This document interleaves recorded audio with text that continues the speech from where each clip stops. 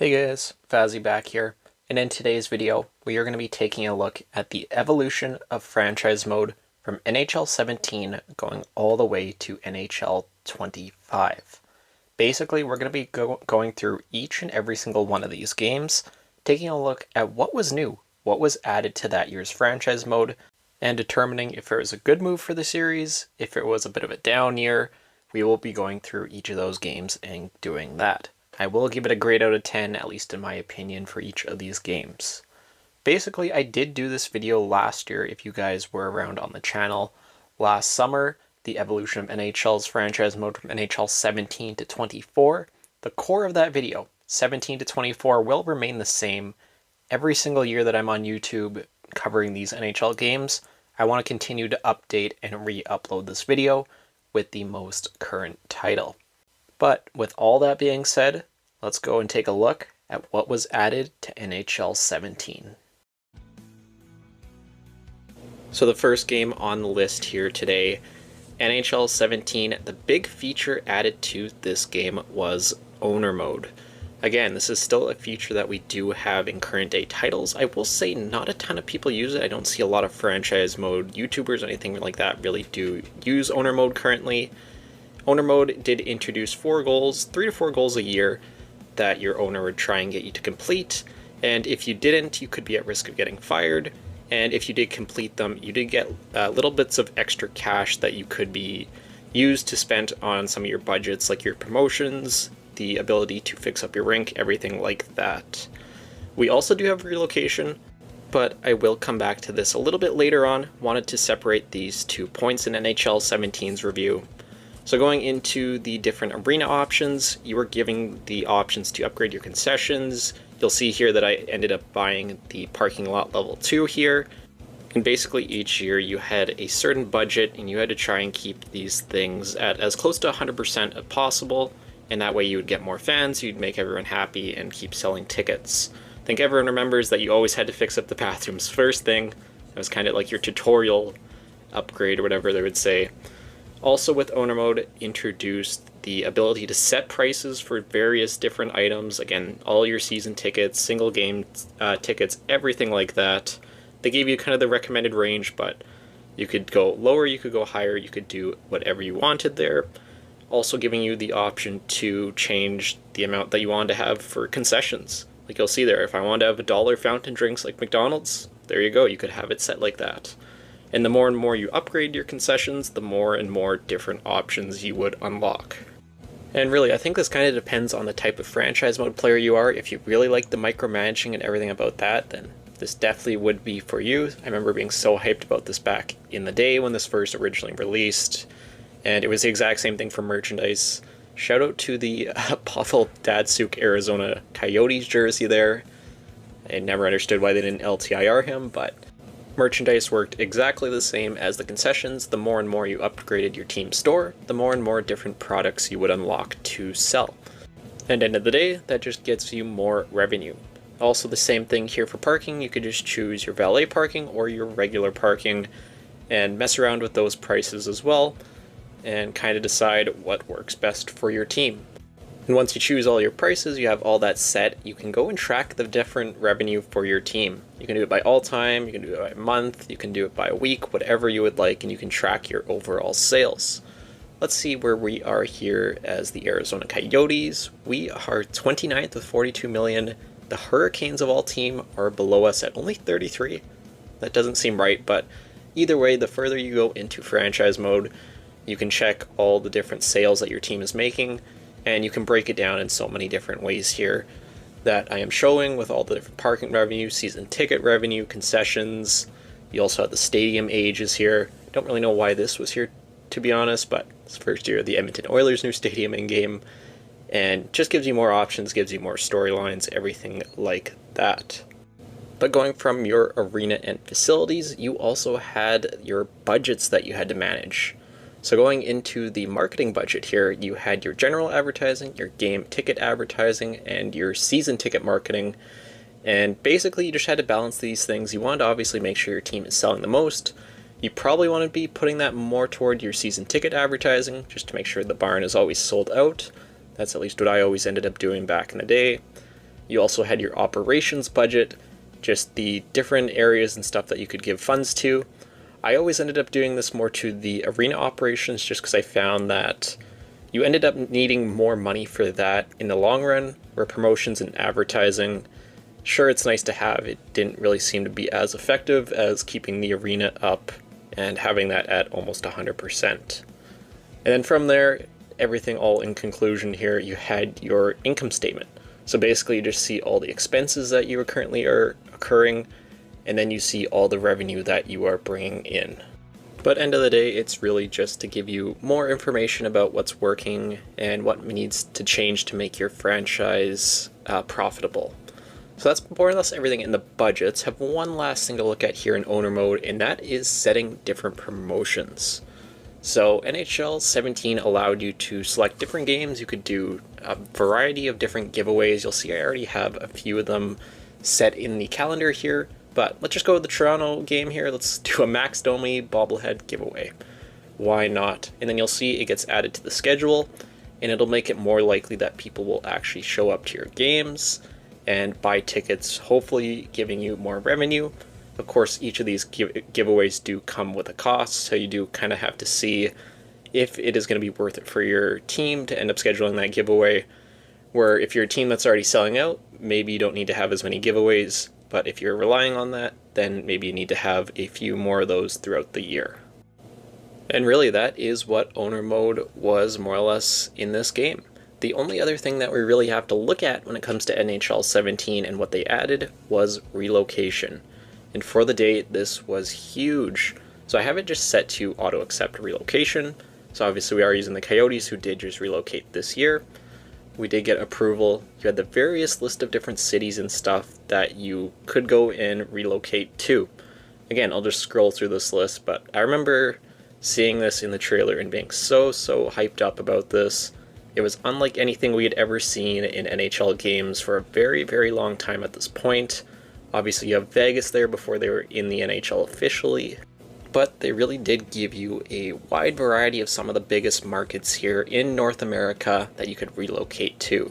Obviously Salt Lake City here, that is what we'll be doing here. Again, I'll just go and scroll through the list here quickly. You also have Seattle there before they were in NHL, I want to say NHL 22 they were at, something like that, whenever they actually came into the real NHL. But once you find your city you're going to relocate to, you have to go and negotiate with the city. So again, they're going to have different things that they want to get out of the deal, and you're going to have different things that you want to get out of the deal. So I actually thought this was really well done.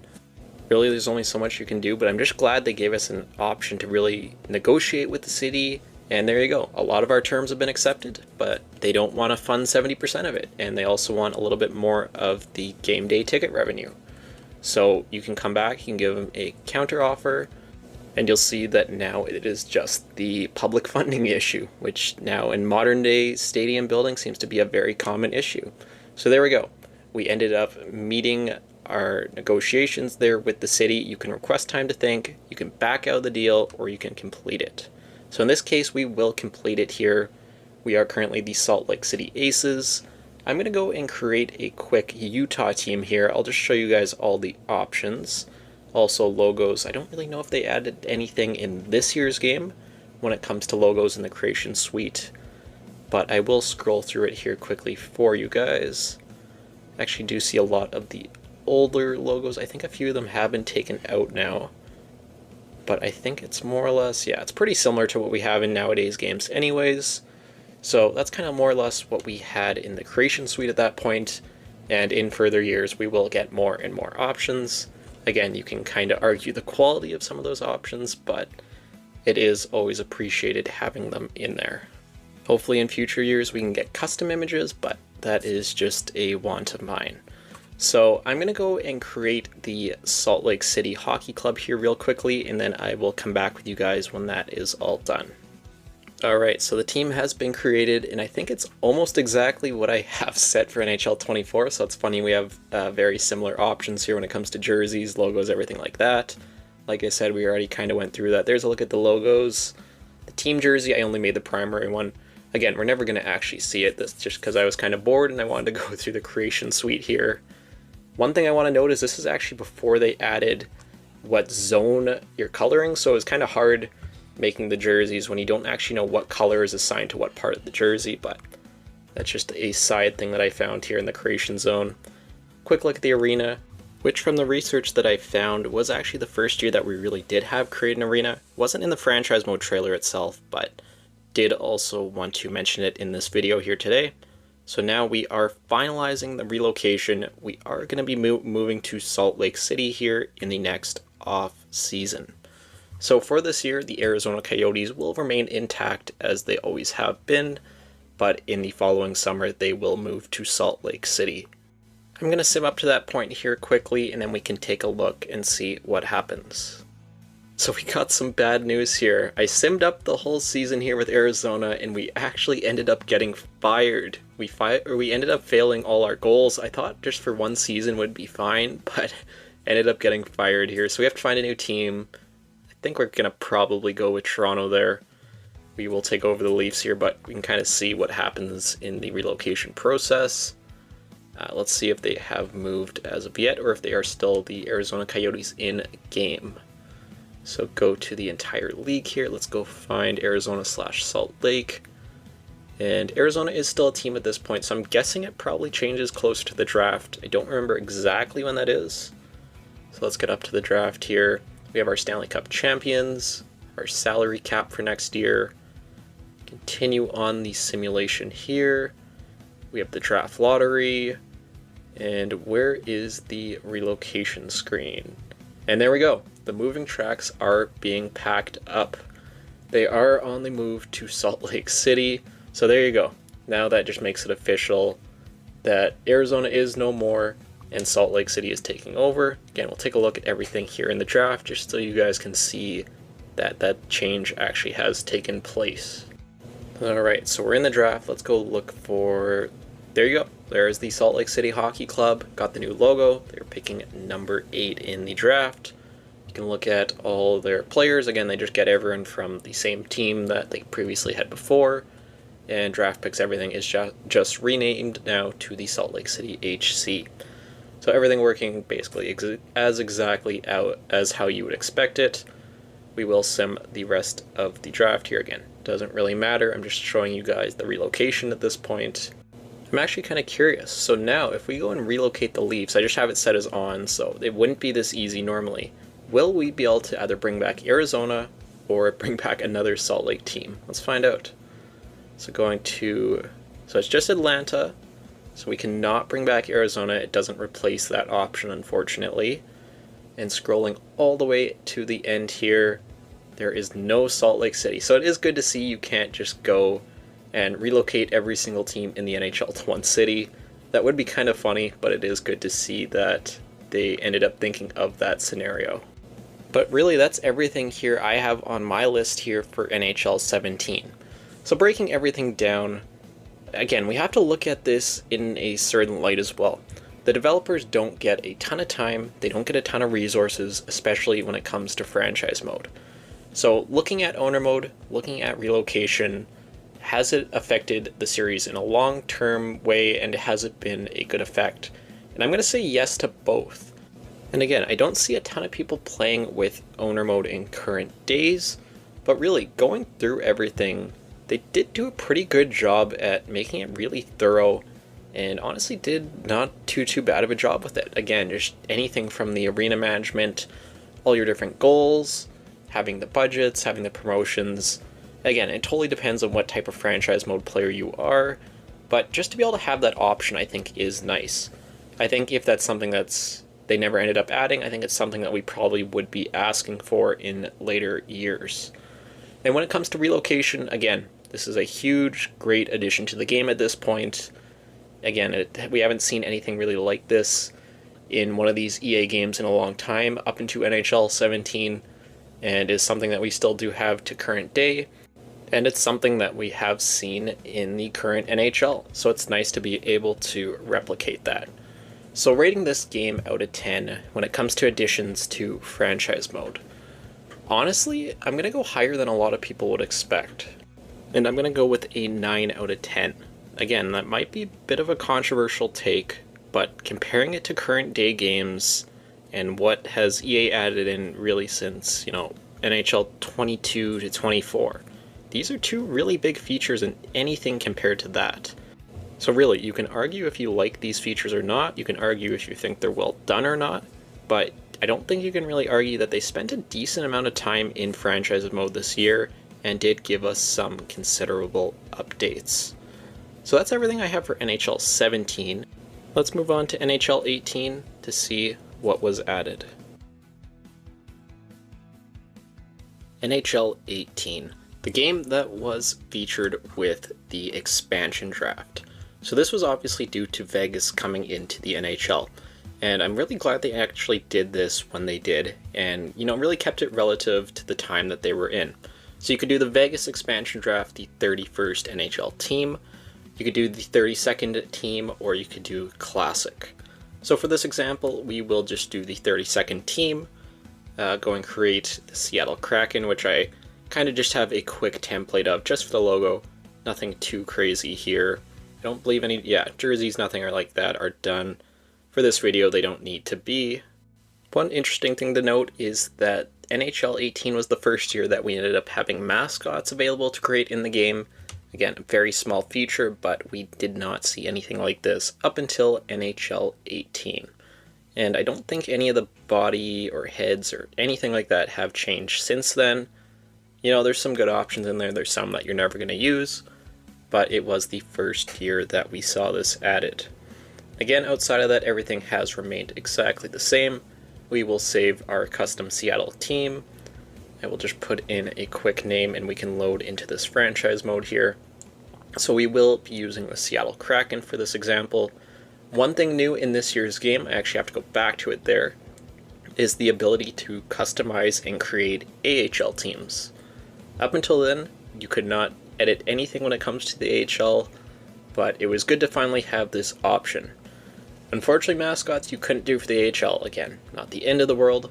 The arena, a couple of interesting options that you don't have at the NHL level is that you can use these smaller rinks. This is something that I actually wouldn't mind seeing come to the NHL. Again, you're never going to really be playing in a large community rink, but some of the options are actually pretty cool, and just kind of change up the style, the visuals, everything like that, especially the first pro or junior rink, whatever it is. You can say, oh, the NHL team's never going to play there, but it's franchise mode, we're really just having fun, so add those options in there, that would be nice, but you could do that for the AHL if you did want to. But that's everything when it comes to the AHL. Let's jump into franchise mode itself. We can take a look at the expansion draft, the process in that. I don't believe anything has changed since current days, but it is just for this video, for this retrospective, I want to have everything in there that was added. So settings wise, just turn off a couple of these things. We don't need player morale at this point. I believe that was an NHL 16 edition, so won't be featured in this video. So let's create this new league here, and let's jump into the expansion draft. So the game is loading in here, and there we go. So we can advance to the expansion draft, where we can start this whole process. Just giving you notice that you are a new team, and you're going to be drafting here shortly. You have your draft lottery results still, just like always, showing where your new team will be picking. And then you can just begin the expansion draft. And again, if you guys have played any of the recent games, watched any of the YouTube series out there, almost anyone now does expansion drafts. And you see that quite often, and it's because it's a really cool feature.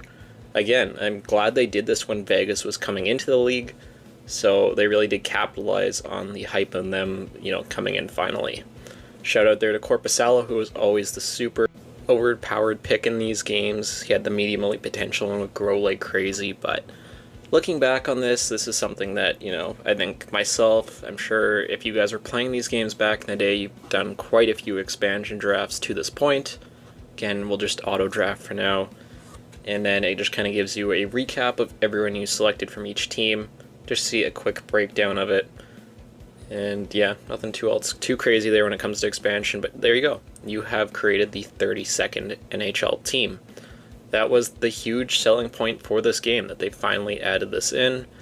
Again, I'm going to wait to give my whole overall opinions on this game until we get through all of the features, but yeah, nothing but positivity here from me. I'm sure a lot of people watching this video are going to be like, oh, there's going to be a ton of negatives here of, what they didn't add, how nothing was really ever changed. But, EA did have a couple of pretty good additions, especially a couple of years back, and this being a major win. So there's a quick look at the expansion draft process. But let's continue on with the new features added into NHL 18. One of them being at the NHL draft. Again, this one I don't think I'm actually going to be able to really show and get video footage of, but I have written down here that top-end players were a lot more NHL ready, at least when it comes to the top 5, than previous year's games. And I can't really show it here because, it is all real players at this point, but, the later and later you get into franchise mode and you have those computer-generated players, when it comes to the top of the draft class, you're going to see guys that are, of a higher overall, that are going to be closer to making the NHL lineups, which you do want to see at the top of the draft class instead of being like, a 60 overall and being, multiple years out. So that was another new feature added to NHL 18 at that point. I have one more thing on my list here for this year's game. Have to get up into free agency to show you guys. And that was the addition of contract extensions. This was something that was missing for so many years to this point, and was something that I think a lot of people have been asking for. But as a guy that has 1 year left on his contract, you can finally extend that. You don't have to wait until the draft and till the re-sign stage to be able to hammer out that contract with a player. You could do that a year out, I guess it was January, whatever it is, if you signed a 1 year deal.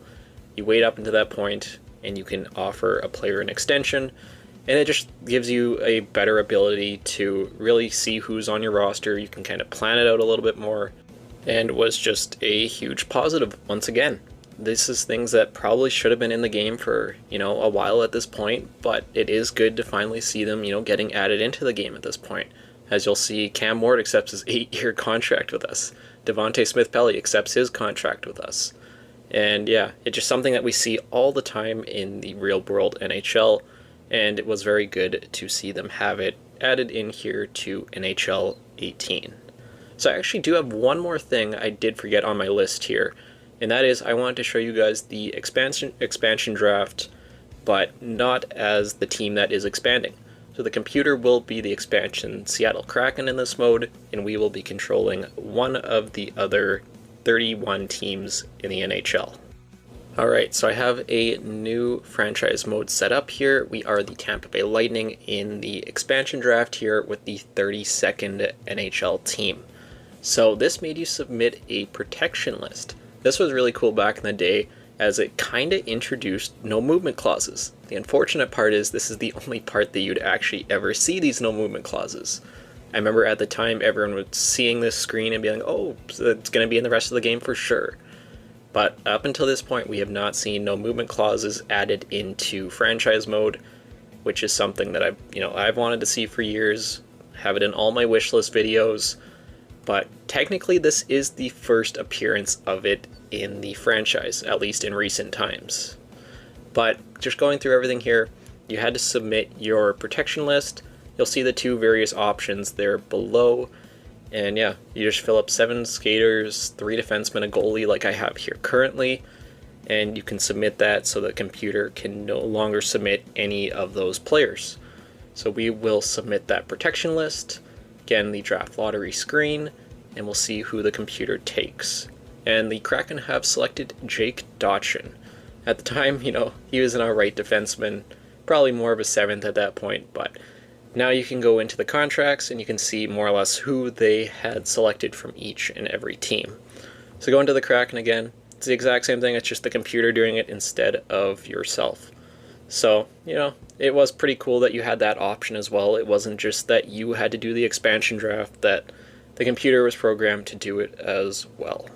But really, for NHL 18, that's everything that I have on my list when it comes to new features.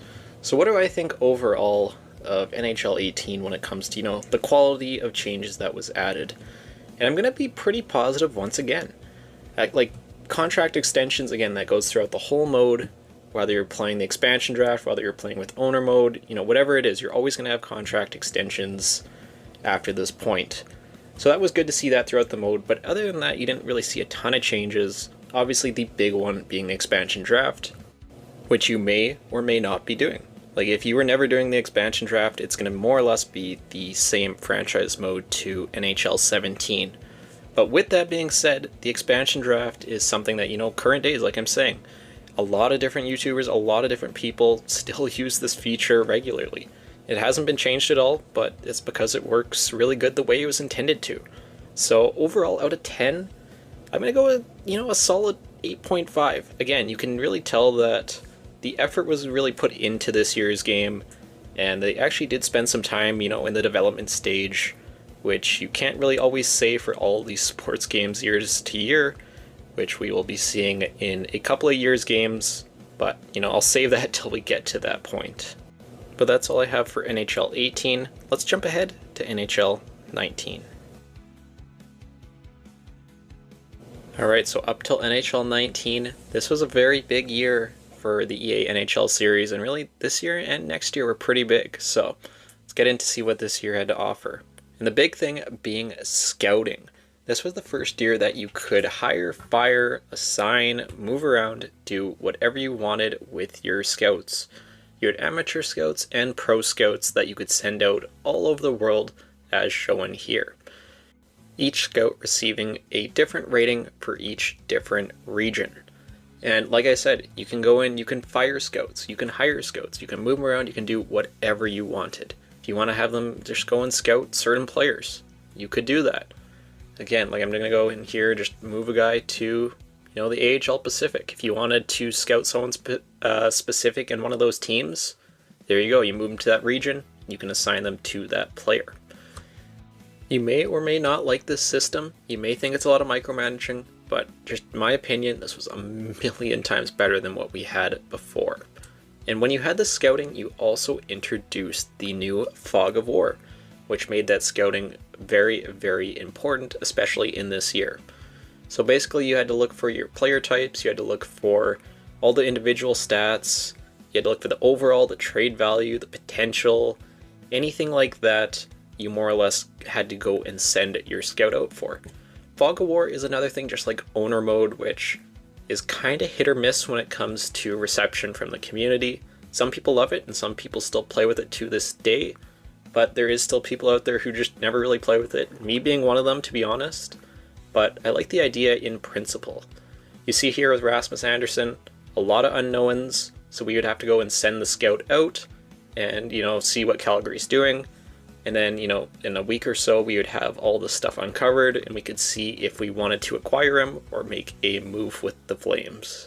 And it really does come down to, how do you play franchise mode? Are you someone that really likes to get in there and micromanage? Do you really want to send out the scout for, each and every different player and see where they fit in and all that stuff, see their overalls, see their potentials?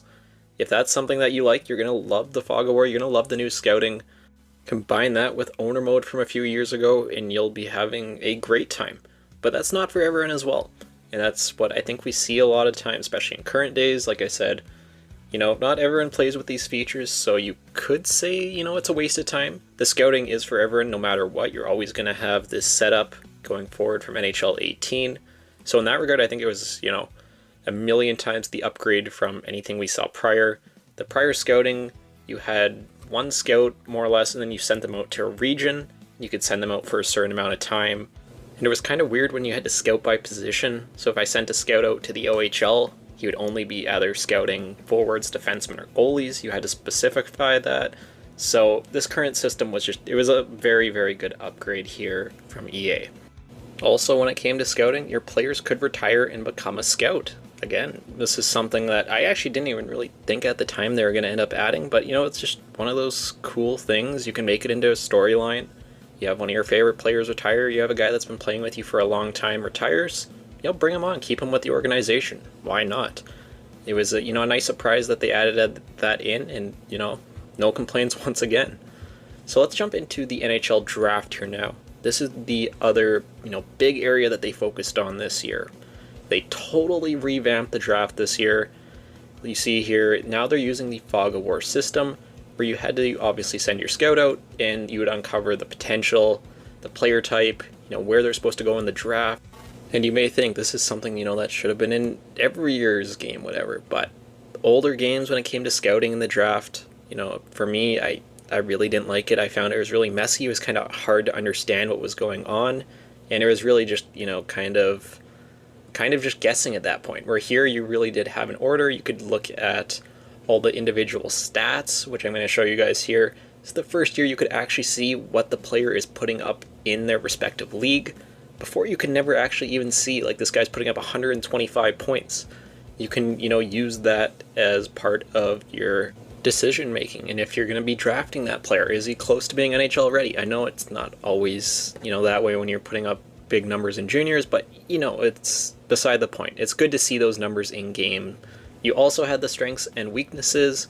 You don't really factor this in later on into franchise mode. Same with the personality, same with the similar style. It's nice to have, but later on into franchise mode, you don't really ever see this, or it doesn't really matter past the draft. But it's kind of cool. You can add it into your storytelling. Again, depends on how deep you want to go into franchise mode. A lot of this stuff is going to, kind of relate back to that, but it is also good to see that being added into this year's game.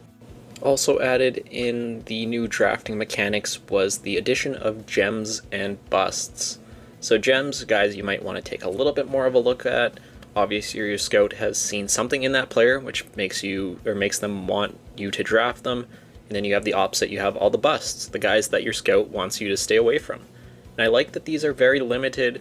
It's not like you're going to have 30 or 40 different players that your scout's saying is a gem, or same thing with the busts. It's nice that you have, a limited amount of those, and it just, it's kind of an extra thing that maybe makes you decide to end up drafting that player. Also added in is your projected draft picks.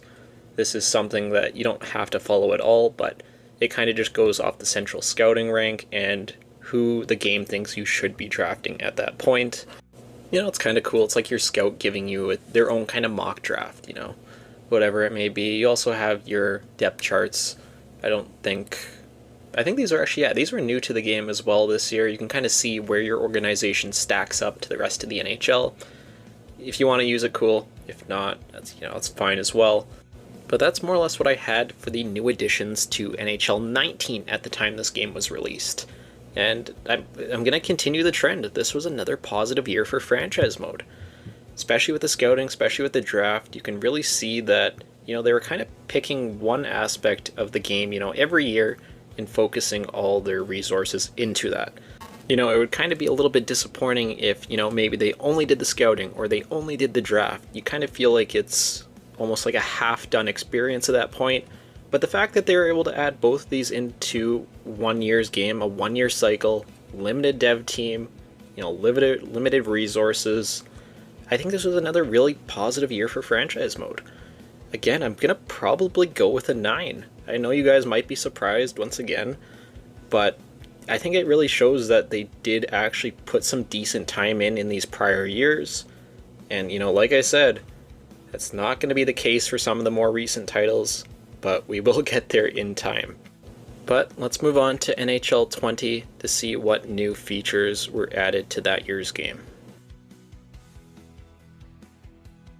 Alright, so NHL 20. I'll give you guys a spoiler. This is the biggest list I have of additions. A lot of them are smaller ones, but I did want to bring them out nonetheless. The first one is that you were actually able to add a contract year to the expansion draft.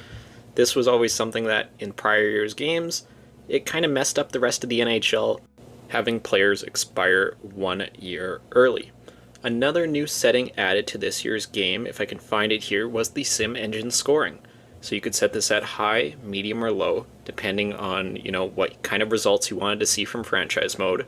NHL 19 was always known as a game that had really low scoring, and this was their response to try and fix that. Another very small feature, but I want to try and mention all this stuff and, document it all in this video, was in the draft lottery results, we actually saw where the teams moved around. So if you see a team actually win the draft lottery here, like the Panthers, you will see that they moved from 14 to 1, where in prior years' games you just see Panthers number 1. So now you can actually kind of tell that story with the draft and see if teams are moving around or if they are staying in the same position. But going into the draft itself, have a couple of things to mention here. One of the bigger features, not the biggest, but it was the addition of the Trade Finder. This is the first year we ended up seeing this added to the NHL games at this point.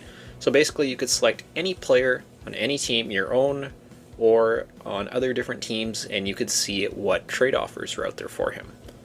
So let's just go to the Canucks here, and actually a different interesting thing was this was the first year that you were able to move bad contracts. For whatever reason, the game has fixed Louis Eriksson's contract here, but the AI would allow for these players to be moved, and you would have to pay a bit of a price. So just trying out the Canucks here, it doesn't seem like there is any offers, unfortunately. I can try and look for someone else here, see if I can show you guys the example or not. Like, let's try Cody Eakin here. Again, no trades found. You kind of see this with the modern day Trade Finder as well, where you don't always find offers for players, which is kind of frustrating a little bit. But it was nice to actually be able to move these players, where before, if you're, offering a bad contract and 4 first-round picks to another team, they never would take it. So that was something changed in this year's game. Also, just, the Trade Finder in general. Can't find any of these players that actually need to be traded here. Barry Boulay, there you go. So put him on the block, and then you can kind of see what other teams are offering to you. And then, yeah, you can just choose the best result. You can obviously back out. You can decline the trade, accept it, whatever you want to do. So we'll just accept it there for Casey Cizikas. And, this is something just if you want to save time, you don't want to go through the whole NHL, you want to just see what other teams are offering you for a certain player, draft pick, whatever it may be. This was just a quick way to do that. Another one of those small quality of life changes here that NHL added in this year's game was the lowering of goalie trade values. So if you played any game up until this point, you go to the 5th, 6th round, whatever it is in the draft, and you draft a medium elite goalie, and you can more or less go and trade that for top 5 pick in any year's game. This year, they finally decided to go in there and lower those goalie trade values. So if you go to medium elite goalies, you'll see like Gibson there, Tuukka Rask. They're still going to have their trade value, which would get lowered in future year games. But you see like Luukkonen here, he has like half a bar of trade value. Prior to this year's game, you would have that, at least 3/4 of the way full. And in prior years, they would continue to tweak this. And now in NHL 24, if you draft a medium elite goalie, they're worth like, maybe a 2nd round pick, something like that. And it just kind of, takes that kind of cheese element out of the game where you can just take all these super late round picks and just trade up for way too much value. Another small thing here added at the NHL draft was the ability to finally trade expiring contracts. So I'll go in here. I did have the contract year added on, so I might not have a ton of pending UFAs. Tanner Richard. So let's just go and send him to Anaheim. In prior years, if you're a UFA and you only have 1 year left on your deal, the computer's always going to say no to your trade. Where in this year, you could actually trade those rights like we see in real life.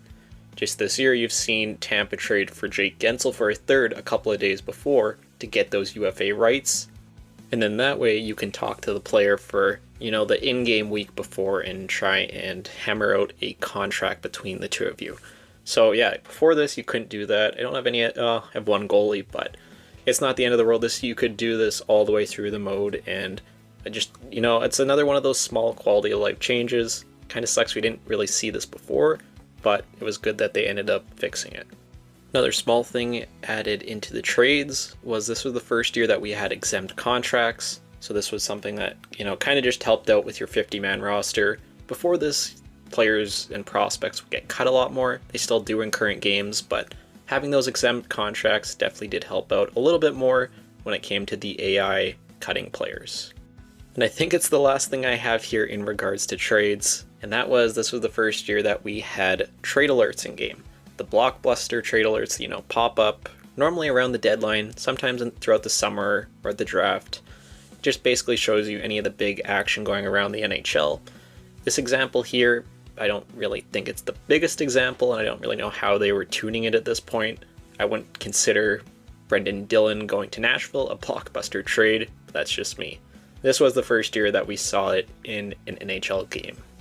And last small feature I have to talk about here before we get into the headliner of this year was the ability that we could finally substitute in alumni teams into franchise mode. So any of the teams here, all the alumni, were finally playable in franchise mode.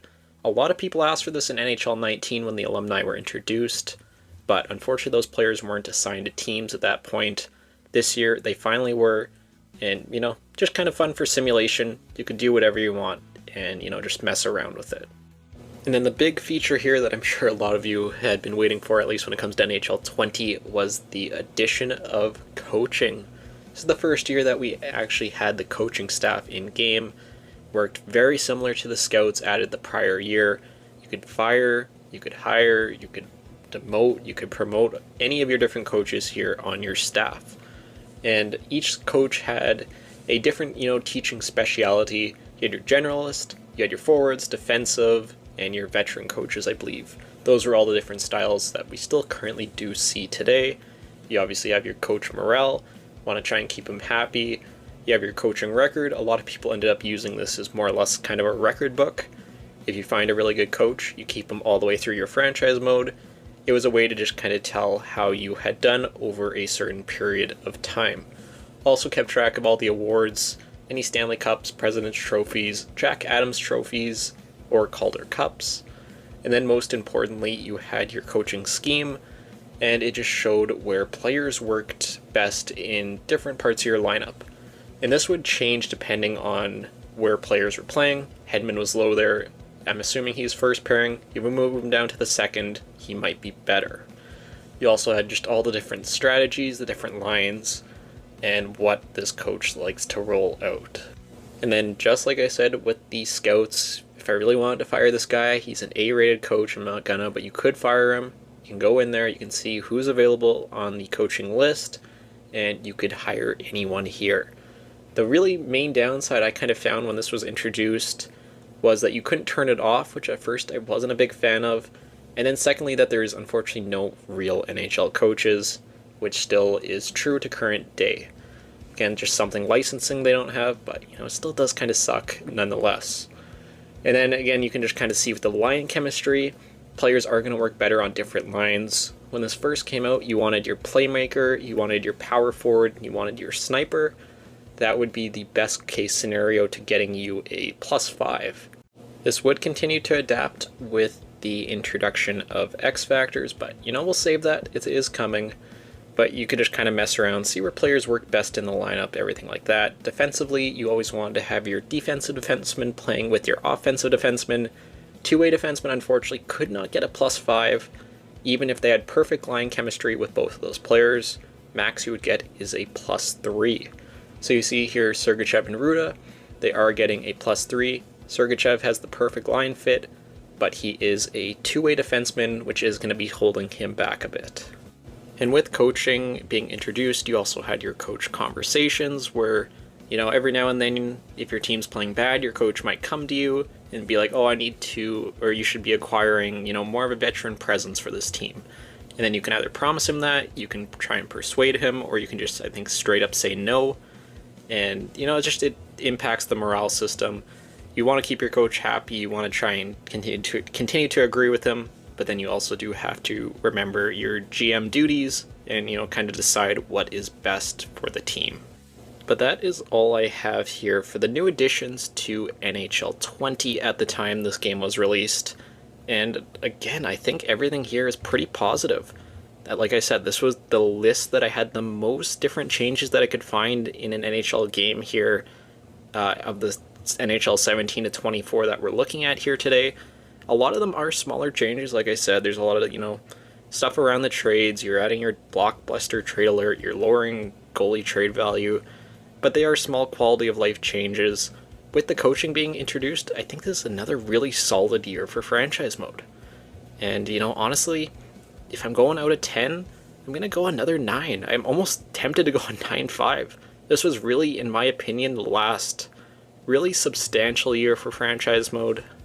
And really, of all the games that we're looking at here today, I think this is the one that, in my opinion, introduced the most, just the best changes in quality of life improvements overall. But that's all I have for NHL 20. Let's move ahead to NHL 21. NHL 21. The big feature in this year's game was the addition of the trade deadline minigame. Also seeing the teams now rebranded as sellers, conservative buyers, or buyers. Obviously, previously this was either, rebuilder or champion, whatever it may be. But the trade deadline minigame, this was more or less what franchise mode's selling point was here in NHL 21. So let's jump into it here. Again, I'll just be a buyer just for the sake of it. And let's enter the trade deadline.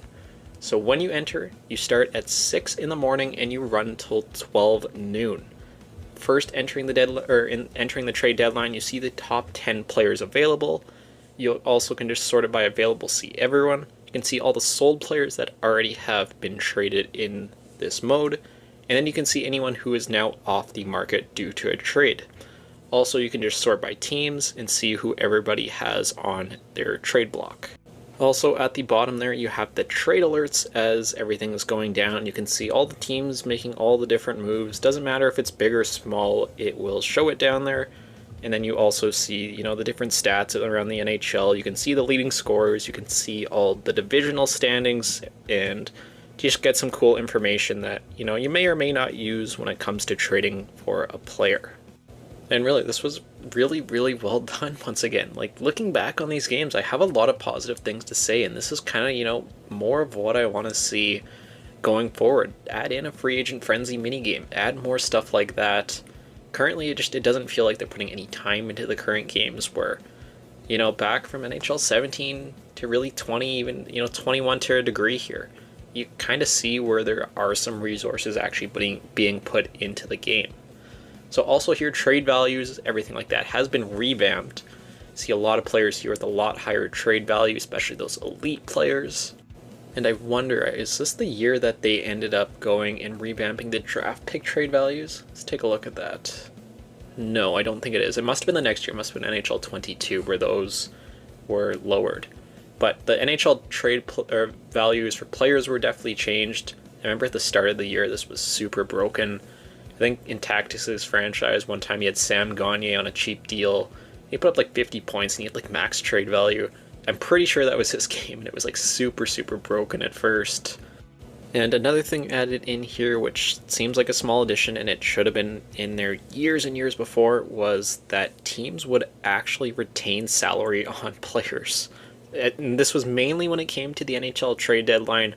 But let's just go here and try and trade for Buff. He was always a free agent in this game for whatever reason. They never lowered him, never took him out. But that's beside the point. Now, you could actually go and trade players and retain the salary on them. I don't know why this was never in prior years' games, but you could add so many first-round picks on top of players and they would never retain the salary. And if they did, it was just a stupid amount. But now this was the first year that they were, kind of lenient at that. Especially at the deadline, if players are on a pending contract. Why not retain some salary, make a deal go through? We see this happening all the time in the real NHL, especially 3 teams, retaining salary. We don't have that currently in games, but, at least one team is finally retaining some salary. Then also just in the trade deadline minigame, again, you could see the projected picks, the depth charts. You could also see just a screen with all the trades that have gone down, the total summary. And once you get to noon, you also see just another summary of everything that has gone on in the day. But that's everything I have for the trade deadline. Take a look at some of the smaller features, changed or tweaked or updated in NHL 21. First off, this is when we saw the trade block finally increased from 3 players to an NHL 21 5 players. Again, I don't think a lot of people really use the trade block too much. If you do, just more options to you. Not the biggest thing, but it was good to see this expanded, just giving players more options. And moving on, we had a couple of new settings here introduced in this year's game. If I can find them here going down, this was the first year that we ended up seeing the draft class quality and the generated prospect quality. You can set it at low, medium, or high. If you're using custom rosters, definitely recommend putting that low, at least for the first couple of years, but if you're not, you can either go medium or high, do whatever you want, and just kind of makes franchise mode a little bit more fun when it comes to the drafts. And it's nice that you can finally can control that stuff. I kind of wish there was an option where you could take generated players off for the first couple of years, but that is just me. Also, something new here in this year's game was that they finally introduced multiple positions. So you see here Stamkos is a centerman and a right wing. Before, you could only have one position, so he would be center. Even though he did play a lot more wing and still does play a lot more wing, you'll see like Yanni Gordler, right wing, left wing. Defensively, you see a lot more lefty, righty, and it just, goes all the way throughout all the positions, all the teams. Kind of sucks we can't have 3 positions, as some players do play all forward positions.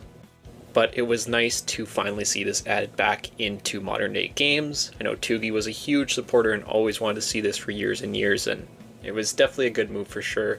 And also here added in NHL 21 was the record book. So start out with the NHL. They had all the different NHL records. You can track most games played, most goalie games, most goals, most assists, points, whatever it may be. And if you have a player that is going to be breaking some of those records, you can track it here. I know at first, when it was first introduced, it was kind of broken. I think it still might be. I don't know for sure on that. But numbers were kind of weird at first. When the record book, you could also just kind of track by record or by season and by rookie. And then going to the NHL side of things, we had similar options. You can see all the best franchise leaders in points, goals, assists, games played, penalty minutes, shutouts, wins, whatever it may be here. They did give you a decent amount of options. You can see who is currently holding those records. You can see the all-time records. And similarly, you can see it just if you want to break it down by season, you want to break it down by your rookie records, see if anyone's going to break those. You can do the game records. This is always really cool, especially if you're an expansion franchise and you're just coming into the league. Basically, anything you do in that franchise mode, it's going to be your history. You can keep track of it.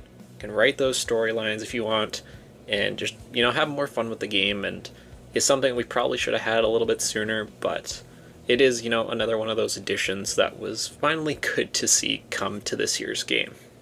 And that's actually all that I have here on my list for new features that was added into franchise mode in NHL 21. So overall, it was an okay year for franchise mode. I think comparing it to the prior, at least last 2, I think it's definitely a little bit lower. You're still seeing, a decent amount of nice quality of life changes. The trade deadline mini game was really, really cool, and it was very, very well done. I think if I'm looking at franchise mode as a whole this year, I'd probably go a 7.5 out of 10.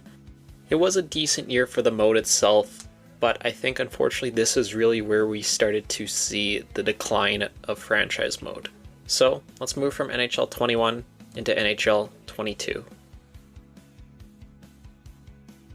So here in NHL 22, starting with the expansion draft. So this was the year that Seattle ended up coming into the league as a team. So it gave you the option of redoing the Seattle Kraken expansion draft. You can either keep the same roster, do it yourself, whatever you wanted. They also added in the 33rd team expansion. You also could just play the classic franchise mode, whatever you wanted to do. So we're going to go through this here quickly, and we will just be the Hartford Whalers, the team I already had created. This is using one of my first ever custom roster versions, so we'll see how that all looks. Put the Whalers here in the Metro where they should be. Take a look at some of these settings here. Just turn off some of the stuff that's not really needed. And then let's load in here with the Hartford Whalers. So the expansion draft works exactly the same as how it was when it was introduced in NHL 18, but that is not what I really want to take a look at here. So let's begin the draft, and let's just go, I think Colorado or Chicago. Yeah, Colorado has a couple of players here for sure that have X factors that are available. I remember Samuel Girard was always available, so we'll just take him for now. I can finish off this draft, and the big thing here was this was the first year that X Factors were added into NHL. X Factors have been, loved and hated throughout the community. I think when it comes to franchise mode, they're honestly fine. Is a decent addition, but now each player can have a variety of X Factors. You have your zone abilities and you have your superstar abilities. But let's actually go in and edit a player here. Take a look at everything X Factors wise. And again, I was kind of I was kind of debating actually even putting X Factors in this video, as, you know, they're not a franchise mode exclusive.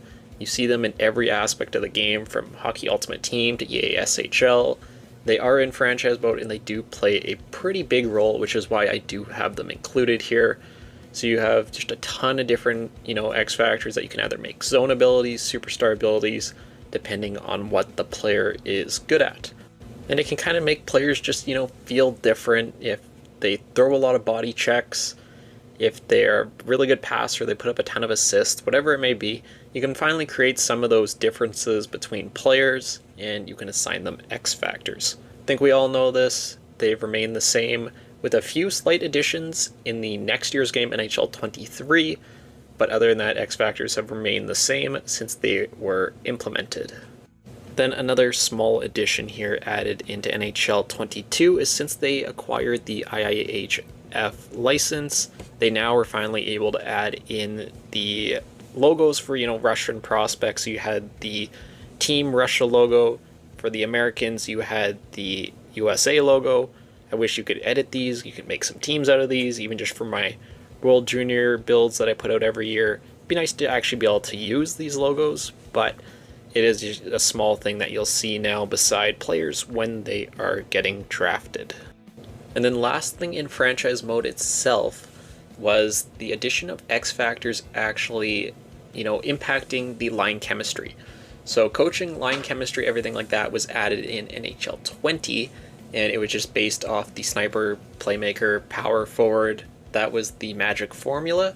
But now, since X Factors were introduced, that made a lot more of an impact on the line chemistry and if you were going to actually get good chemistry. So looking at it here defensively, Chernak and Muzzin, a defensive defenseman and a defensive defenseman that normally would never work out, they're getting a +5 there on the top pairing. So it just shows that in this year's build, that X Factors definitely changed that. Interesting that Samuel Girard there gets no chemistry on the top pairing, as he is offensive playing with defensive defensemen. But yeah, this is the first year you kind of see more factors influencing line chemistry. And then the biggest addition, at least in my opinion, for NHL 22, and it's not even in franchise mode itself, but that was the implementation of roster sharing. So I'll say this right now, if roster sharing wasn't introduced in NHL 22, and it just never got added to the game at this point, I'm probably not here making this video with you guys. The initial version I ended up putting out was under the Spins roster overhaul. I have a video actually coming out, kind of just taking a look and reacting to that in the future here. But this was the first year I ended up putting out rosters, and I got a lot of good reception, and I just kept going with it, you know, up until now. But this was huge for the community. A lot of times people, you know, are out there like a Tugi, like a Tactics, like a Snipe and Score, like myself, that put in just, you know, a ton of time on these rosters that people want to play with. Like, you see all the different options here. People are putting out KHL roster files. You see people trying to recreate Tactics. You see Olympic rosters.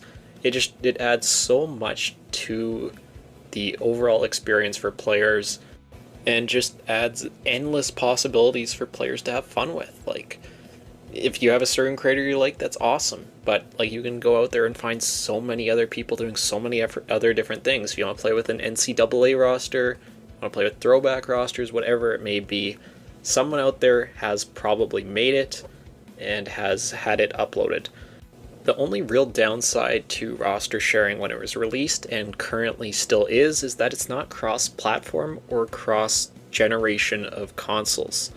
I think that, like, with all the cross-platform play and, you know, the way that PS5 players can play with Xbox Series X players, you can invite your friends, do everything like that, all the options that we currently have in regards to cross-platform playing, I don't know why it's so hard to just share a file cross-platform. But hopefully that's something we can see in NHL 25. I guess, you know, we'll find that out in a couple of months. But really, I think that's everything I have here for NHL 22. The list of new features is really, really short. And honestly, I think I'm going to go a 5 out of 10. And the only reason it's even that high is just because of roster sharing. You know, X Factors, everything, they're cool, but it's one of those things where it wasn't designed for franchise mode, it was just kind of implemented, and it really doesn't feel like they spent a ton of time in this mode at all. So just based on that, I have to lower the rating to, yeah, at max a 5 out of 10. And if it wasn't for roster sharing, it's probably like a 3. So that's overall my take on NHL 22. Let's move on to NHL 23. Alright, so in NHL 23, the big feature that they sold to us here in this year's game was the addition of custom leagues. This was the first time that we had seen this introduced into the series. You could have anywhere from 48 teams all the way down to the original 6. And it gave you just, a lot of options, a lot of ways that you could change the game in ways that we haven't seen it been able to be done before. You can change the amount of conferences, divisions. You can turn on or off inflation of the salary cap. You can just, mess around with the overall salary cap itself. If you want to have it set at, 39 million there, which it's the lowest at, you can do that. Same thing with max player salaries. You want to turn that down, you want to turn it up. You can really do whatever you want. Also, you can introduce like a round robin. You can set the amount of games in a season. I want to say the lowest is 20. Let's see here how far I can get it down. Yeah, it looks like 20 games is the lowest you can do. Yeah, you can also set the point format. So if you want to have wins worth 3 points and have that system in there, a lot of people want to see that in real life. You can do that. Yeah, you can set losses for runs if you really wanted to. You can turn on the wild card rounds. You can have it like the COVID bubble. If that's something you want to do, you can try and recreate that or just have that going forward for your league. You can also set up, how the playoff format works with home and away games. If you want to have an aggregate, you want to have a 1-game series, you want to have just back and forth home and away, it allows you the customization to do that. That's one thing with custom leagues, it was done very well. It was a feature that I think came a little bit early to the series. And I just mean that as I think there's other features that maybe should have came first before custom leagues. It is really cool. Also here, when you're setting up your custom league, you can use teams from overseas, which you never were able to do before. Fortunately, we still don't have access to the logos. But if you wanted to run an SHL simulation in franchise mode, you can actually do that now. Also going in here, you can substitute out, actually let's see here. So you have the Liga, you have the Dell, the Extra Liga, National League, Ice Hockey League, and then you have the alumni teams as well as your custom teams. So going here, let's see what I have built. Just throw in the LA Kings, the retro logo that is getting brought back. You can substitute that in there, and you're free to mess around with the divisions. You can do more or less whatever you want here, however you want to have it set up. I will say, they did a good job with custom leagues, but yeah, like I said, I think it just came a little bit early for franchise. And you'll see here, it's kind of cool seeing, setting up a 20-game season with, 48 different teams. You're, playing 4 games a month instead of playing, 4 games a week in some cases. It's nice having those different options and stuff. But that was their big selling feature here for franchise mode in NHL 23. But moving on from that, they also did overhaul the presentation in NHL 23. And again, it's not something that's exclusive to franchise mode here, but I have so little to actually mention that, kind of have to include it in this video. So let's load into this game here with the Senators taking on the Lightning. So this is what I mean. We actually have national anthems in franchise mode. There's a lot of those cool on-ice projections, you have the glow sticks. All this stuff was added in this year's game. But really, it's just for, a couple of seconds at the start of the game. Unfortunately, wasn't anything too big. It was nice to see. I think it could have been elongated a little bit, and I think a lot of people have kind of wanted to see those entrances and, the pregame, everything kind of extended a little bit. Obviously have the option for people to skip it. But that wasn't the only change in regards to the presentation. Let me simulate up ahead here and we can take a look at the new Stanley Cup celebration. So after 10 or so years, this was the first year that we finally did get a new Stanley Cup celebration. it was the interactive celebration that they had been hyping up. So you'll see here, I have Gretzky. I now have the option of who I want to hand off the cup to. Obviously, it's not as in-depth as what 2K used to put out. You literally used to skate around with the player yourself. You had full control. You could go wherever you wanted. You could hand it off to whoever you wanted. You could kiss the cup and everything like that. So it's definitely not at that level, but, you know, it's a lot better than what we had been getting for the prior years.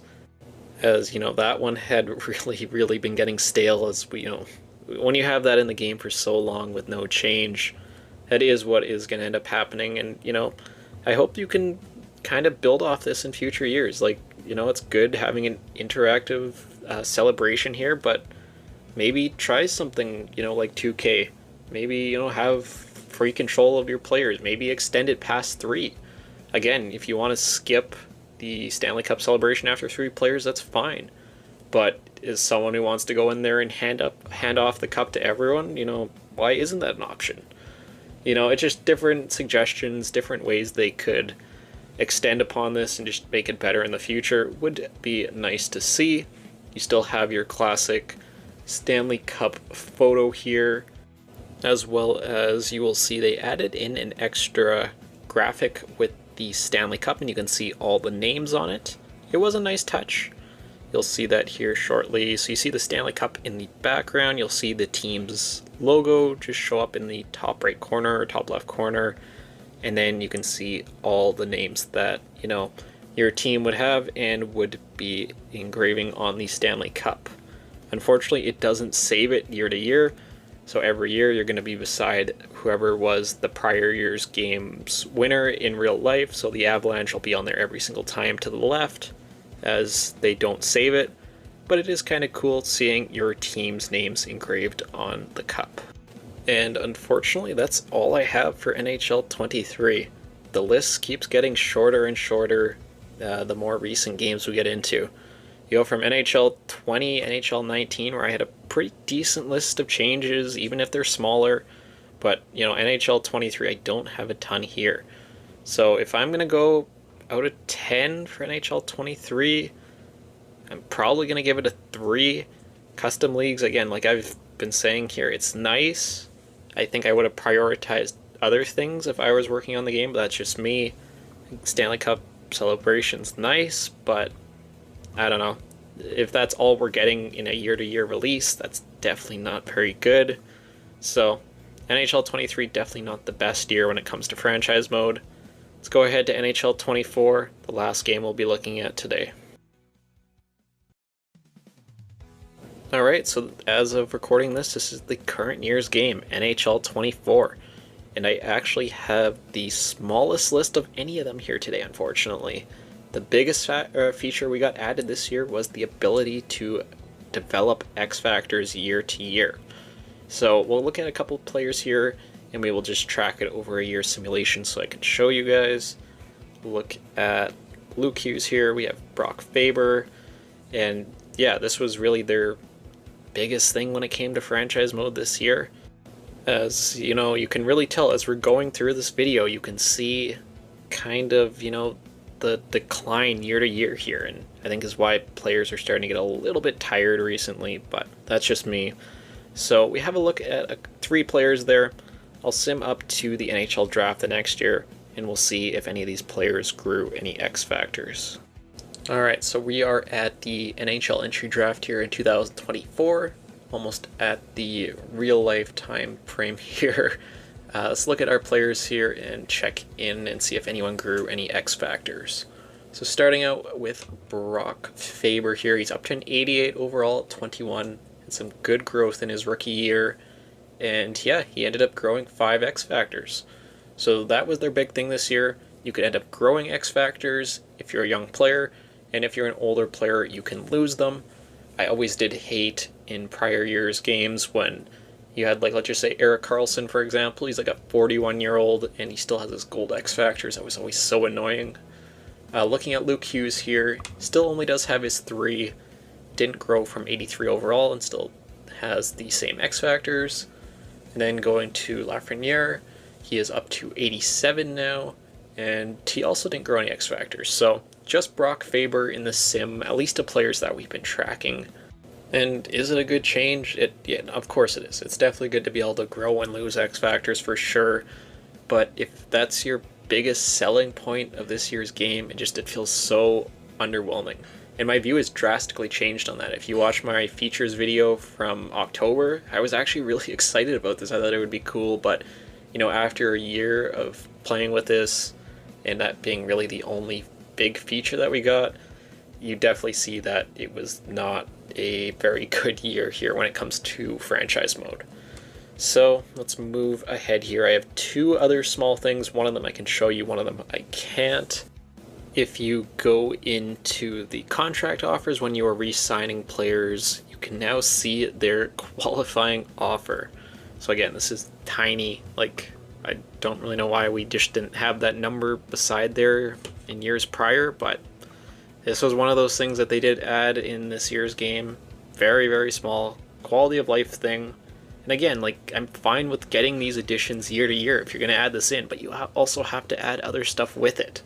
You can't have that be like your second biggest feature, Like, I go down the list here, you can see what that qualifying amount is if you're going to be sending it to players.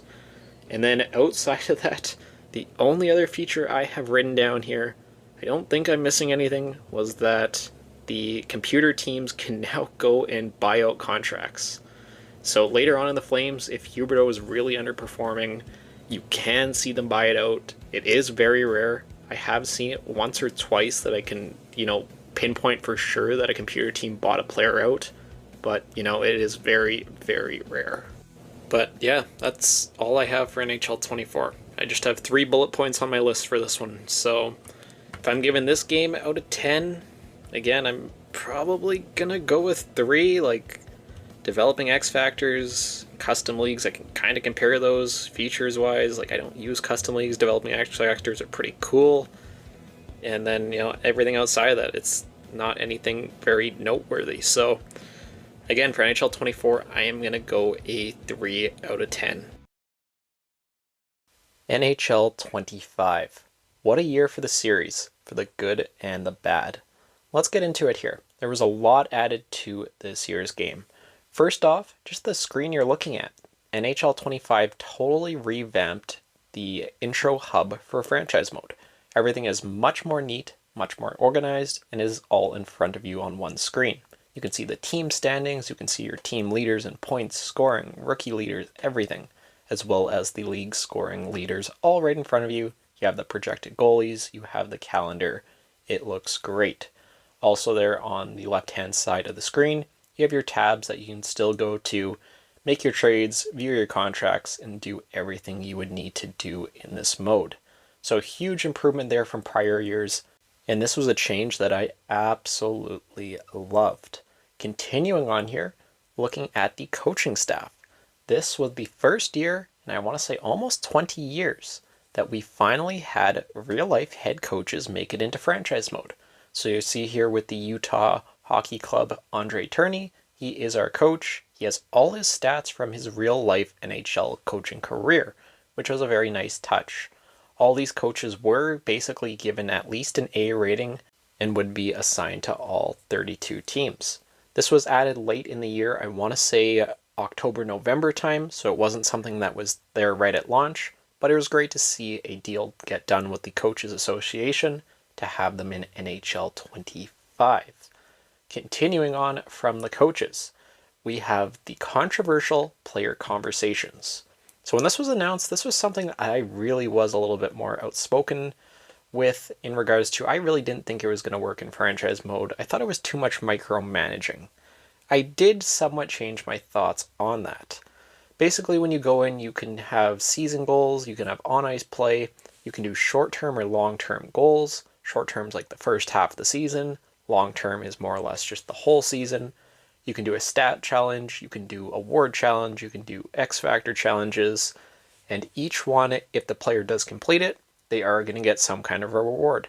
Players are likely going to grow in overall, or they will gain that X Factor.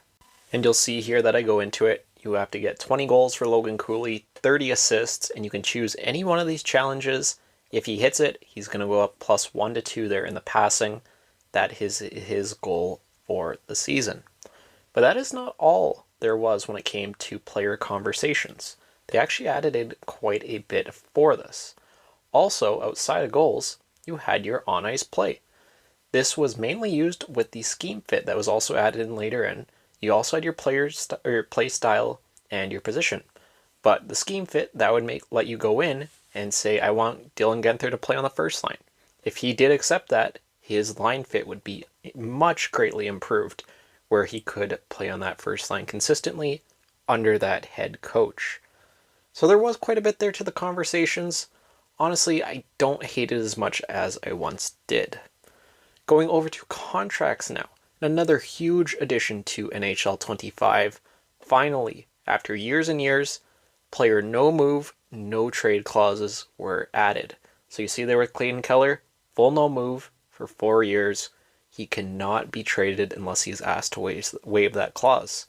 Nick Schmaltz there, he has a 22-team trade list. You'll see all the teams on the right there that he is willing to accept a trade to. Honestly, this was one of the best additions in my opinion the whole year. These work great, there was no glitches, there was no bugs, and it added a whole new element to franchise mode where you had to kind of be careful. You didn't want to give these out to everyone, but for those top players, it would bring that overall contract cost down, which was nice. Staying on the player screen here, another addition was adding in the player awards tab. So now, if you're going to go and run a 25-year franchise mode, you're winning cups, you have star players, the game will automatically track how many awards they have won. And that goes for real life players as well. Anything that any player has won there, like Sidney Crosby, it has tracked all his awards that he has won throughout his career, shows how many times they've won them, and what was the most recent win of that award. So another nice quality of life change there for us franchise mode players. So the next feature that I want to show you guys, let me go and sim past this game here against the Winnipeg Jets. We're going to have to get through our coach conversation there really quick there with Andre Turney to show you what I'm talking about. So coach conversation pops up.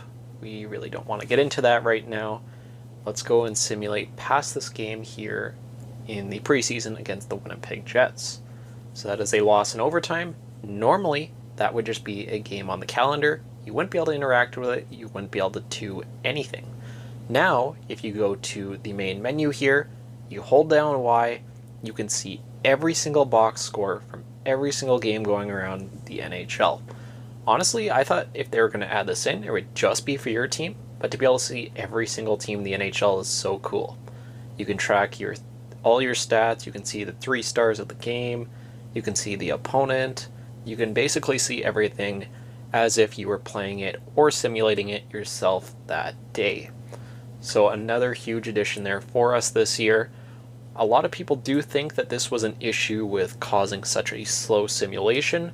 I can't confirm that. I can see that they are definitely compiling a lot of data, and that may have caused some issues, but that is just total speculation on my part. And I think that one of the last things I want to touch on here today is the improved contract negotiations.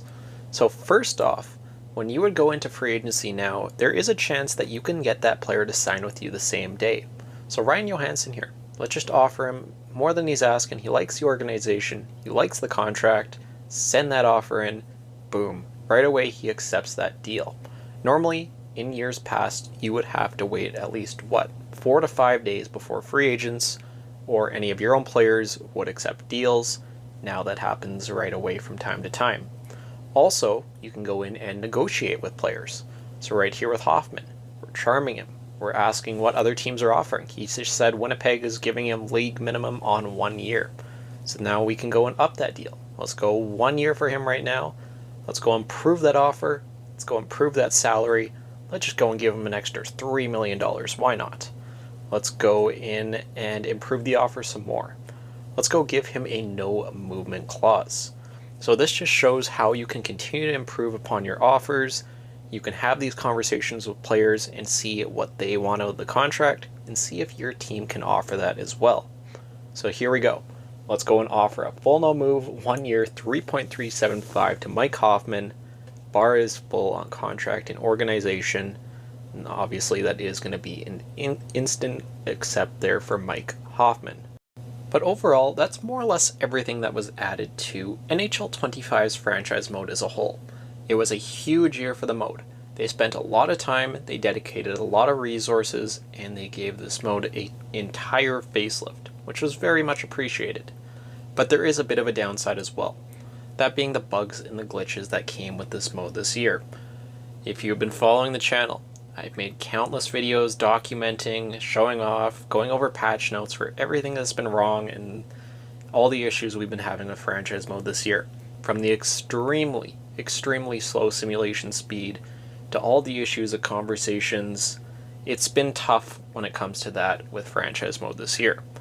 Honestly, if we were just going based off the improvements and the additions to franchise mode, it's going to be a 10 out of 10. But the bugs and the glitches do take away from that rating a little bit. So unfortunately, with how much I enjoyed franchise mode with the new changes and balancing in the bugs and glitches, for this year's game, NHL 25, I would go a 7 out of 10 for franchise mode. But there you have it. There is the evolution of NHL's franchise mode going back from NHL 17 all the way through NHL 25. Overall, it's hard to say. I think the series is going in a good direction.